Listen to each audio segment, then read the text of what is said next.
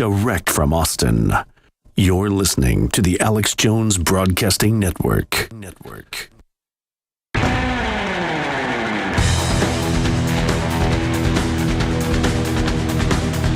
Well, folks, I've wanted to get him on for a long time. Russell Brand, who is a comedian, best-selling author, actor, TV host, you name it, who has been popular for many years, but he's really a sensation now. The whole office today, when they found out he was coming on, got really excited. We have a lot of big guests on.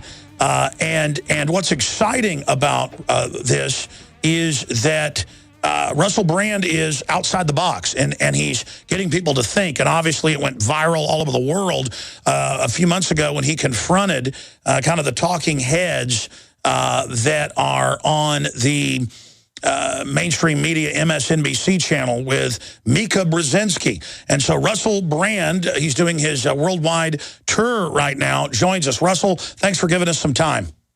Alex, it's a privilege to be on your show. Thank you. Oh, it's a privilege to have you here. What's the best site for people to visit to find out about the tour? Is it russellbrand.tv? Yeah, that'd be perfect. Thanks. You bet. Bottom line, what is front and center most important to you right now that's happening in the world? I think the thing that is most important to me is the thing that I'm talking about in my show. It's the cultural narratives that we are told, the way that we are presented with information, the way that meaning is designated, the significance that is given to certain issues and not to others, and the light in which stories are told. So I think that could obviously comprise Edward Snowden, or it could comprise Syria. It could comprise more broadly the manufacture of consent or the manipulation of the consciousness of civilization through a conglomeration of government, big business, and media. Coming into this interview, we played a clip when you were on MSNBC, and that really struck a chord with people when you just laughed at their narcissism and said, you don't talk about anything real. You're basically a bunch of peacocks up here. What was it like behind the scenes? And it seemed like you were clashing with them, and it really captured people's imagination. What happened there? Because you were in the middle of it.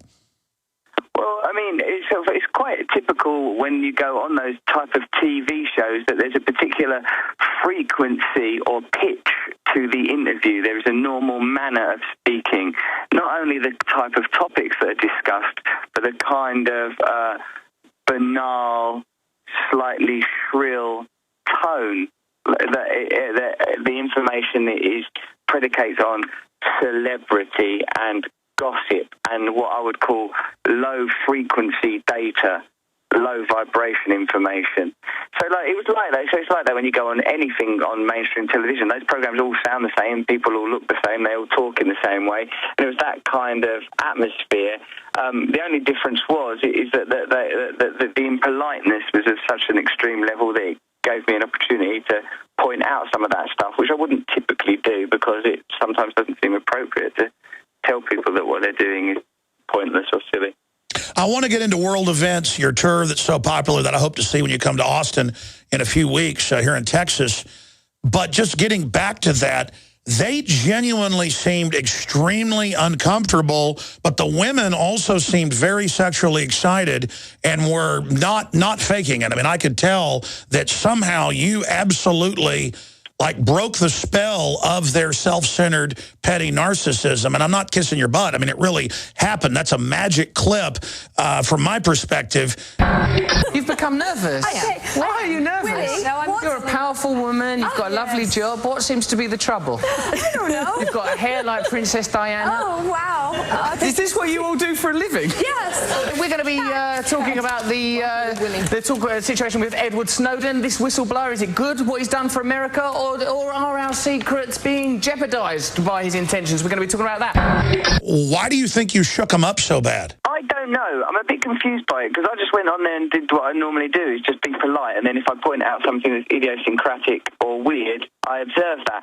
But don't you think, Alex, that you deal with so much duplicity, whether in a situation where you're in an interview on the TV or on the radio, or if you're making a purchase in a shop, sometimes we lose our authenticity, our ability to be human and truthful with one another. So I think if you interact in a very human and truthful way, then this can be very disruptive. You know, And I think it's not like that there are certain individuals that are good and certain individuals that are bad. I know myself that, I work in films and I've worked a lot in media, so I must be culpable as well for propagating these ideas and supporting them in my own way. And on a bad day, like just now, I arrived at Seattle Airport and there were people that wanted autographs, and they were the kind of people that sell the photographs on afterwards. They for eBay, they don't want them for themselves, they want them to sell on eBay.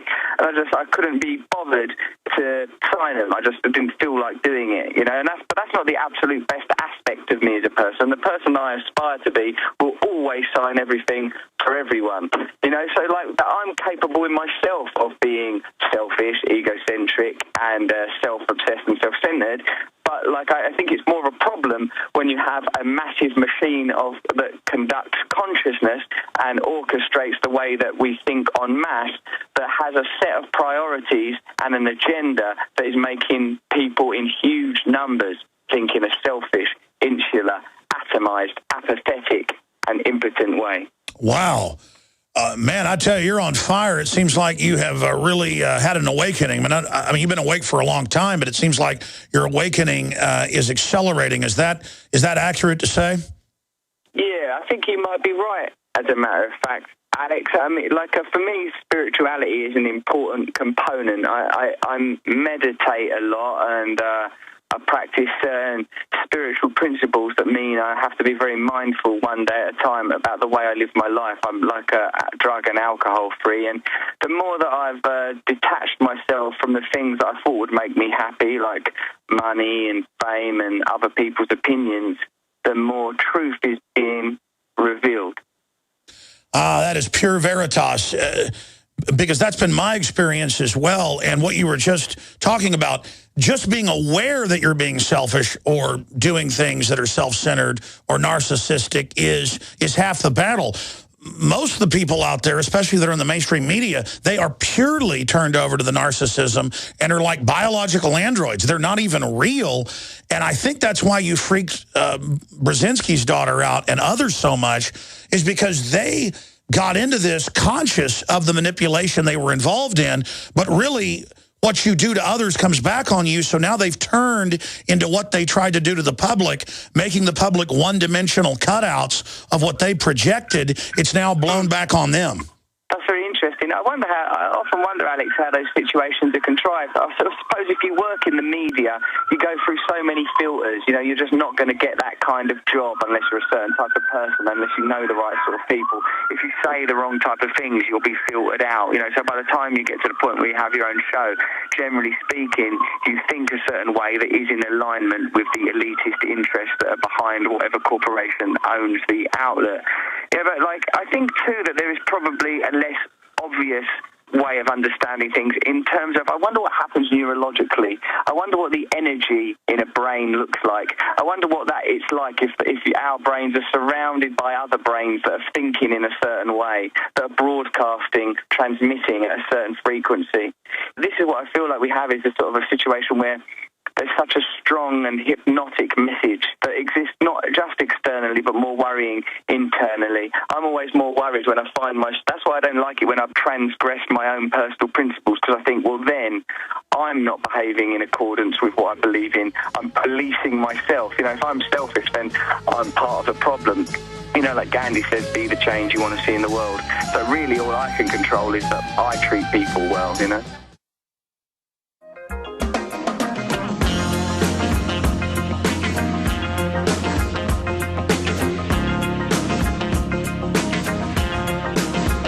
Live from Austin, Texas, broadcasting worldwide, it's Alex Jones.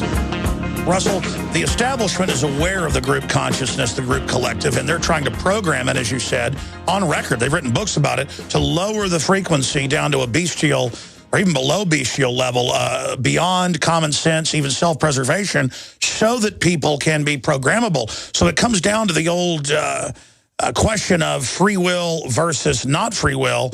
And I think that's how you can tell the good guys from the bad guys. If someone wants to expand consciousness, awakening, understanding, and empower people, then that means they're on the good side. If they want to shutter the horizons and put walls around the mind, that's the bad guys. And from what I've heard, it's gotten amazing reviews, sold out in many places in the world. Messiah Complex, Revolution of Consciousness Tour. You're attempting to show people what different perspectives or windows into this. Describe it for us. What I do, Alex, is I use as navigational points certain personal heroes of mine. I talk about Malcolm X, Che Guevara, Gandhi, and Jesus Christ, and how each of those characters represent certain traits, certain human facilities that are oppressed and have been lost from our cultural narrative. Like that you can't have figures like Gandhi, Che Guevara, Malcolm X being celebrated in the mainstream because you would then have an insurgent population. If people start to think like Malcolm X, they're not going to tolerate being treated as a compliant consumer cattle. If people think like Che Guevara, they're going to be prepared to take up an armed struggle. If they think like Gandhi, they're not going to be seduced by consumerism and they're going to be prepared to protest en masse. I also point out that all those individuals are flawed. Che Guevara was famously quite a brutal man and kind of homophobic, and Malcolm X had a sort of a difficult criminal past, and Gandhi had some domestic and personal issues that are complex. And I point out that all these three people are human and therefore flawed, but that does not negate the positivity of their message. I also say that while we have lost these icons, lost these heroes, and indeed seen them appropriated in a corporate context, the posthumous image of Gandhi is used to sell Apple computers. Che Guevara crops up at Mercedes car exhibitions. It's because we're in a situation where our heritage, our cultural myths and our stories that keep us bonded and unified and to a degree, human, are being lost and subjugated, because as long as human beings are in a state of fear and a state of stimulated desire, we will always be beholden to the elites, we will always be beholden to the corporate interests that offer to resolve these problems by selling us products. I've got to keep it funny, Alex, so I have to talk about sex every few seconds as well. Wow, Russell Brand is joining us right now on the road, part of his international tour. And, speaking of getting people outside the box, from my own research, you're absolutely on target at the core here, that the establishment is expert at hijacking icons, or as Campbell wrote, archetypal images, and then twisting them towards their aim, and then really rewriting all the basic cultural knowledge that every group out there had and replacing it basically only with the New World Order's propaganda. I mean, nothing against basketball players or movie stars, but if that's what kids aspire to be, there's not many slots there. But by making those people the icons artificially and making that the only thing that matters, then kids will never think about being a revolutionary, or never think about standing up nonviolently to oppression, or never think about the fact that they could change the course and be an example to others. And so I really get from this that you're trying to almost go back and see what these people really stood for and try to get folks to become aware of this power? Yes, exactly, Alex. I look at some corporate slogans like McDonald's, loving it, which is kind of meaningless and empty and an exploitation of an interesting piece of language to do with love. I look at Diet Dr. Pepper and their slogan, unbelievably satisfying, and how ridiculous and hyperbolic that is. Even the slogan of Gillette razors, the best a man can get, I can immediately point out that this is setting the bar very, very low for humankind and for mankind. The kind of language used and slogans used by Malcolm X, by any means necessary. Che Guevara, it's better to die on your feet than to live on your knees. And Gandhi, be the change that you want to see in the world. These messages are subjugated. Furthermore, these heroes I offer replaced gods, and gods themselves are symbols of certain traits and ideas. Indigenous faiths typically are pagan, which means they worship the earth and their environment. If you have a culture of people like the Celts that worship and revere rivers, how will you feel when corporations want to pollute your rivers? If you have an indigenous faith like the Nordics who revere the noble oak tree, how will you feel about deforestation? If you have people like the native people of this country that revere and worship the earth and soil, how will you feel when people say that fracking is a good idea and necessary? It means that we've lost our narrative that ties us to our actual reality, our authentic reality as part of nature, not living separate from nature, but part of nature. Sure, they get us. It gives us a narrative where we live in accordance with elitist interests. Wow, so they get us to sell out for light beer and blue jeans, as they say in a recent popular film, and then we're not satisfied by the light beer and blue jeans. Folks can go to russellbrand.tv to find out if they can still get tickets in their area of the world. Russell, where else are you going now on the tour, and where was your favorite place you visited since you got on the road? Well, I've been all over Canada and had a great time there. I'm currently I've just come from San Francisco. That was fantastic. And I'm in Seattle now. I'm going to Portland. Then I'm going to be back in my country for a few days. And then I'll be in sort of New York and Florida and Austin, Texas. I'm enjoying all of it, really. I mean, you know what it's like when you're touring. You don't spend an awful lot of time in any one location. So, but I really love America and love being with the American people and find that, broadly speaking, American media and American politics is not representative of my experience directly with American people. Sure, absolutely. It's a fake projected culture that the world sees that is not even America. It's like New Yorkers still move to Austin or still visit Texas and think we ride horses to work and that we're all the Beverly Hillbillies. In the 10 minutes we've got left, Russell, I want to go over some of the world events with you that are happening right now, like Syria. But first, what do you think's happening in the media revolution? Because mainstream media is dying. Every metric shows that.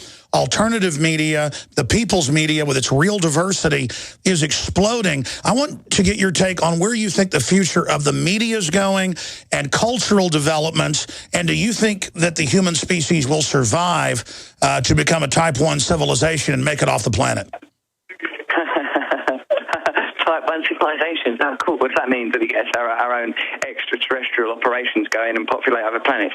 Well, with Alex, what I think with the media stuff is that I think the diversity provided by social networking and new media is very, very positive. But the status quo are expert at manipulating and co-opting any countercultural movement. If you look at how hip-hop began as a very sort of radical anti-establishment voice and eventually couldn't be more about consumerism and bling and wealth. The same thing happened with punk.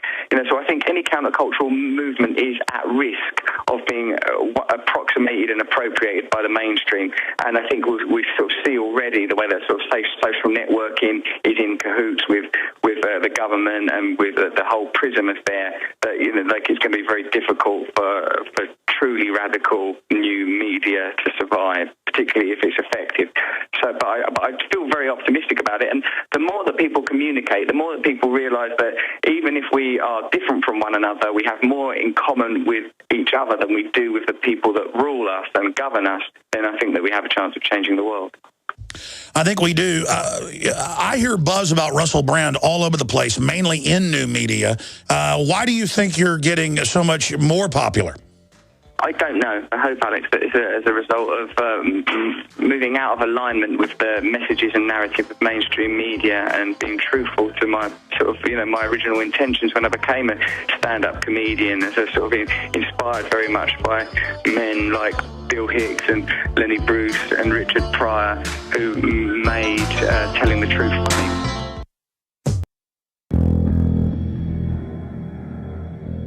I'd like to share a revelation that I've had during my time here. It came to me when I tried to classify your species. I realized that you're not actually mammals. Every mammal on this planet instinctively develops a natural equilibrium with the surrounding environment, but you humans do not. You move to an area and you multiply until every natural resource is consumed. the only way you can survive is to spread to another area.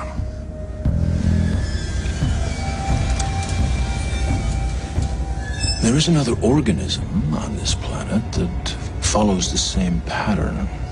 Do you know what it is? A virus. Human beings are a disease, a cancer of this planet. You are a plague. And we are the cure.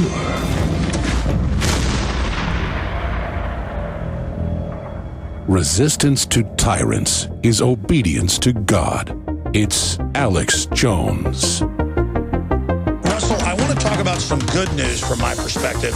Nobody's saying Assad's a good guy, but the West did start the war, did fund the rebels starting 2.5 years ago. And for the first time since 1782, when the British Parliament voted to end the war against the colonies, they voted down the Prime Minister in the UK, David Cameron, wanting to go to war. Obama, he has a 9% approval rating on this war in a Reuters Washington Post poll. I mean, when Bush did all these lies, he had a 72. Now it's very unpopular. I see this as a sea change where libertarians, conservatives, liberals, everybody I know sees through this and knows that it's about the takeover of the Middle East that Wesley Clark exposed, the 7 nations they wanted to target. I went through the Pentagon 10 days after 9/11, and an officer from the Joint Staff called me into his office and said, I want you to know, he said, sir, we're going to attack Iraq. And I said, why? He said, we don't know. And then I came back to the Pentagon about 6 weeks later. I saw the same officer. I said, why haven't we attacked Iraq? We still going to attack Iraq? He said, oh, sir, he says, it's worse than that. He said, I just got this memo from the Secretary of Defense's office. It says we're going to attack and destroy the governments in 7 countries in 5 years. We're going to start with Iraq, and then we're going to move to Syria, Lebanon, Libya, Somalia, Sudan, and Iran. What is your view on Syria, and are you optimistic and excited that the UK Parliament, for the first time in 200 years, did the right thing on war? I certainly agree with you that that vote is as a result of widespread disillusionment with the political process. I think that obviously the Middle East is one of the most complex issues in contemporary world affairs and has been for millennia. What I believe is that our focus has to be the humanitarian aspects, the displaced refugees and the hundreds of thousands that are suffering as a result of military conflict in that area. What I also believe, Alex, is that these affairs are conducted behind a veil of disingenuity and duplicity. It's very difficult for any of us to understand what's truly happening. My experience tells me that, whatever they are telling me, I intuitively don't trust. It's typically about the interests of big business and government and how they align with one another. So that's what I'm going to assume until I hear otherwise. The claims for going into Iraq and Afghanistan were duplicitous, and so the starting point I have is going to be not to trust any advocacy of military action in Syria. Whilst it's not an issue that I can pretend to fully understand, it seems like it's extremely complex, that there are many factions fighting there. There's no clear goodies and baddies situation. Absolutely. Ron Paul recently came out and said he basically thinks it's a false flag. There's evidence that the al-Qaeda groups staged the chemical attack. We're not really positive who set off the gas. The group that's most likely to benefit from that is al-Qaeda. I think it's a false flag. I think really, indeed. It is obviously an incredibly complex situation. In closing, because this happens to me a lot every time I finish an interview, after it ends, there's something or a group of things I wish that I would have said. Russell Brand, we really appreciate your time. In closing, in a minute or two, any other key points that you'd like to put out there to the millions that'll end up watching and listening to this? Well, Alex, I think probably you and me are coming at things from a sort of a different perspective. But me, I see my views are sort of more informed by sort of socialism, even Marxism. But I think ultimately what we believe in is freedom and truth. And I think that as long as people respect each other's differences, then I think, and also acknowledge that we, the people struggling against oppression, have more in common with each other than we do than the people that control us, then I think there's a chance for unity and change. Sure. I mean, I think that at a level you can see as a counter to the centralized corporatist communism, socialism, but then you realize that they selectively use the deployment of collectivism to only create a permanent peasant class to control us, so that we never have kind of the libertarian view of the individual being empowered and having a giant middle class. I mean, what's your view of, say, libertarianism or Ron Paul? I mean, off air, you said that you were aware of my work. What's your view for folks of what I do? Well, I think that you're fantastic because you're challenging authority and you're challenging the status quo, so I agree with you. But for me, the number one priority for anyone who wants social change has to be the welfare of those most in need of it, the support of society's poorest and most vulnerable. And for me, that's not socialism. It's, if anything, it's Christian, it's spiritual, it's that's what I believe is the most important issue. I think if you're in a position of power and your priority is not helping the poor and the dispossessed, then you shouldn't be in power. And now, of course, a healthy society across the board, and hierarchies are always going to be, to a degree, necessary. But for me, on a deeper human level, I feel our obligation is to help those that are suffering. Sure, you've got a giant Twitter account. What is it? Rusty Rockets. Is there any other places on the web people should visit other than that, and your TV site? No, that's all cool for me, mate. I already follow you and stuff, but let's keep this dialogue going, and I hope I see you in Austin. You bet, and I said that was the final question. One more, and I'll let you get on down the road, because I know you're at the airport. One last question I've got to ask you here, Russell. You mentioned Jesus and Che Guevara and Gandhi and Malcolm X, but it says, and Hitler, and that's one reason I want to see your show. This is such an icon that's used everywhere, but in your research, you got to give away a little bit. What's the angle on Herr Hitler? Well, that whilst Hitler's actions were deplorable, it's not his extremism that is terrifying, it's his mundanity. He was just a normal man created by a number of geopolitical, economic and religious circumstances Versailles. At that time.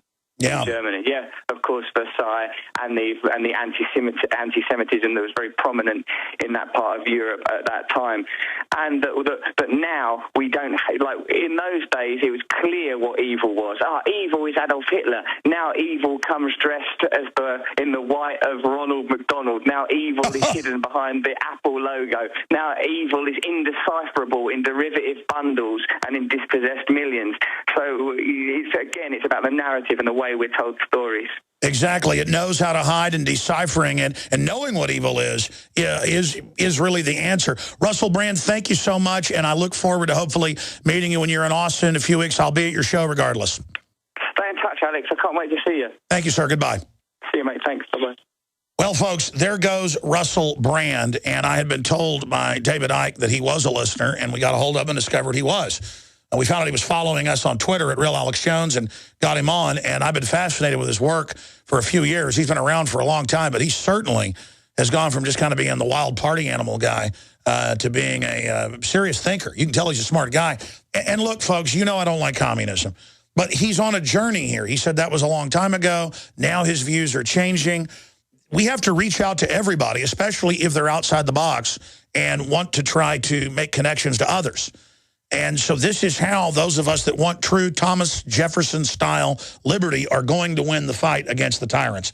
But I tell you, that interview couldn't have gone better. That was amazing. And so I know that listeners out there probably want to send me their comments. You can do that at Real Alex Jones on Twitter. And then later on in the broadcast, I will come back and read over some of those. We'll also open the phones up later and get your take on that amazing groundbreaking interview with Russell Brand. And I hope this one gets 8.5 million views or whatever, like his MSNBC, because this will really get people thinking and talking. If him just shaking up those cutout paper people went so viral and spurred people's humanity, this will really get people talking. So please, folks, send this out when it's posted on YouTube to everyone you know. We'll be right back. I'm Alex Jones, and this is The Alex Jones Show. Check out our website, Infowars.com.